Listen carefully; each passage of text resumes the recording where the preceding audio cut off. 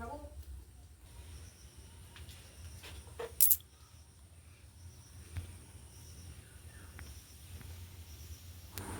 Morning বন্ধুরা, তোমরা কেমন আছো? আশা করি তোমরাও ভালো আছো, আর আমরাও সবাই ভালো আছি। আজকে অনেক দিন পর দেখছি সকালে বৃষ্টি হচ্ছে না, তাই একটু বাইরে এসে ভিডিওটা স্টার্ট করলাম।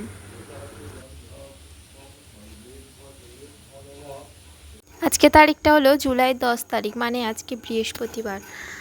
আজকে সকাল সকাল স্নান হয়ে গেছে, আর এদিকে ঠাকুর ভোগ দেওয়ার জন্য গাছ থেকে কয়েকটা পেয়ারা পেড়ে নিচ্ছিলাম। আর চলো দেখাই আমাদের গাছে কত পেয়ারা ধরে রয়েছে। আমাদের বাড়ির পেয়ারা গাছটা এতটাই নিচু যে হাত বাড়ালেই বেশিরভাগ পেয়ারা নিচে থেকেই পাওয়া যায়।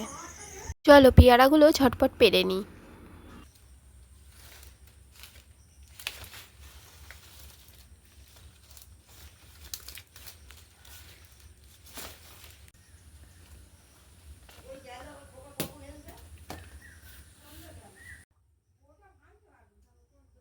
ছোট বড় মিলে এই 4টে পেয়ারাই পেরে নিলাম।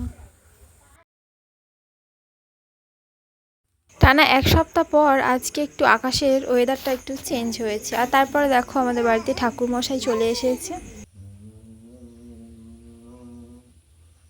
পূজা শেষ হওয়ার পর মা একটু আমাকে প্রদীপের তাপ দিয়ে দিচ্ছিল।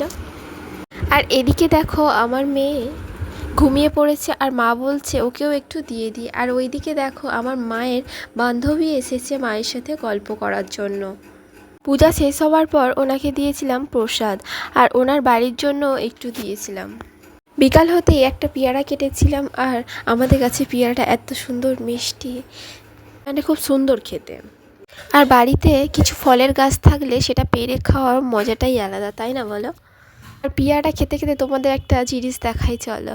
আমার মেয়ে যেই দোলনাটা চড়ে অভ্যস্ত সেইটা আজকে ছিঁড়ে গেছে, তাই আমার মেয়ের মন অনেক খারাপ। আর এদিকে দেখতেই পাচ্ছ আমার মা জানালা থেকে কাপড়ের একটা দোলনা বানিয়ে দিয়েছে, তাই আমার মেয়ে একটু শান্ত হয়েছে, আর অনেক আনন্দ যেন ওর। আজকে আমার এই ভিডিওটি তোমাদের কেমন লাগলো সেটা কমেন্ট করে জানিও। প্রতিদিনের মতো আজকেও আমাদের বাড়িতে সকালে কত পাখি চলে এসেছে দেখো। সকাল হলে প্রতিদিনই এই পাখিগুলো আমাদের বাড়িতে আসে দেখো। এদিকে আমার মেয়ে কত বড় হয়ে গেছে, একা একা দুধের বোতলটা নিয়ে খেতে শুরু করেছে। নেক্সট ভিডিও নিয়ে আবারও আসছি, আজকের মতো টাটা।